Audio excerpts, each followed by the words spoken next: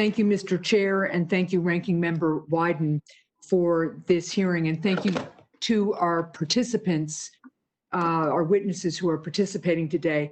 I just want to start out by saying that I share the concerns that my colleagues have expressed that this hearing is the first hearing that the committee has had since the onset of the pandemic. It's especially troubling given the pain that millions of Americans are feeling at this moment in time. The murder of George Floyd happened at a time when many African Americans already feel despair about the way this pandemic has disproportionately taken their lives and livelihoods. We could be working today on actions that would be constructive steps towards addressing their rightful concerns. But we are having this hearing today, and I do want to focus on the fact that in the last few months, FDA has authorized the use of hydroxychloroquine for COVID-19 without properly evaluating its safety or effectiveness and allowed highly inaccurate COVID-19 tests to enter the market.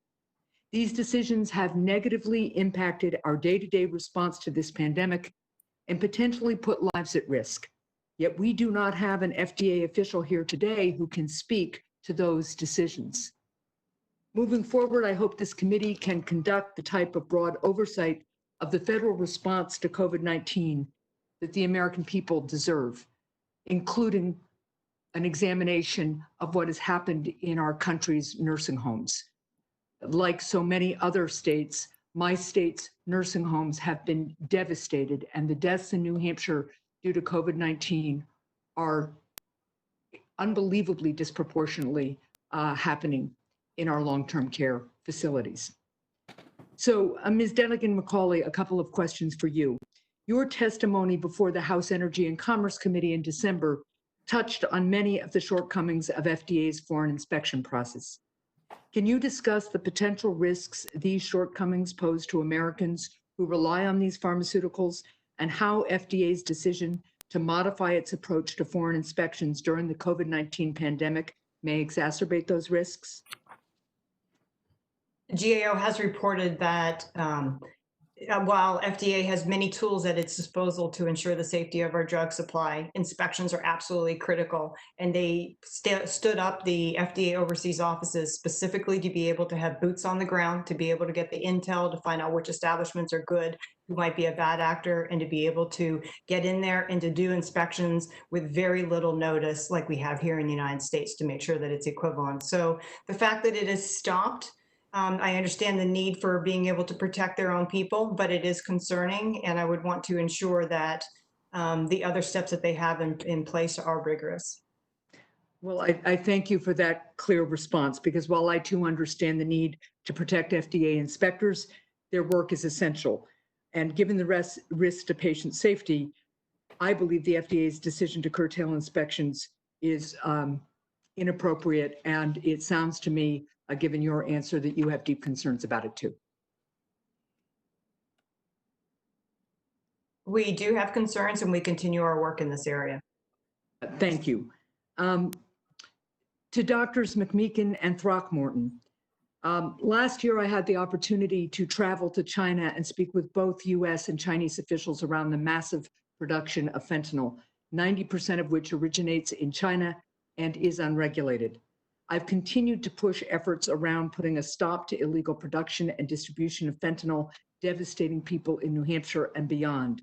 Doctors McMeekin and Throckmorton, can you speak to what steps FDA is taking to combat illegal fentanyl from China?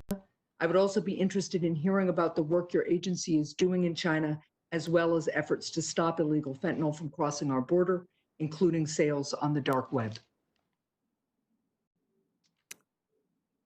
Thank you very much. Our enforcement efforts are primarily focused at our ports of entry and the international mail facilities.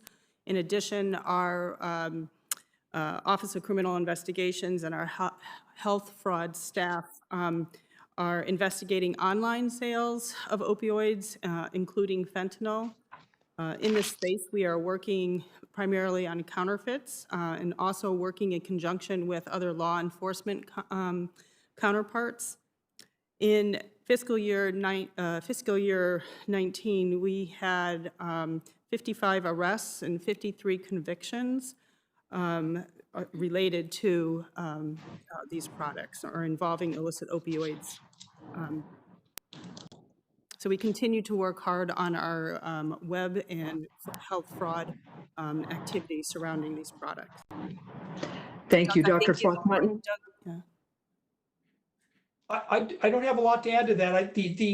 I'm glad that you made the distinction between illicit fentanyl manufacturing, which is going to illicit drug use, from prescription fentanyl manufacturing, which is occurring obviously within the U.S. borders, because I think there's been some confusion there. But in regards to the illicit fentanyl manufacturing, we have been focusing our efforts, especially at the borders and especially on online sales, working with the online sellers, the Amazons of the world, to try to prevent people from being able to order what are allegedly opioids like fentanyls, whether it's on the dark web or it's from other sources.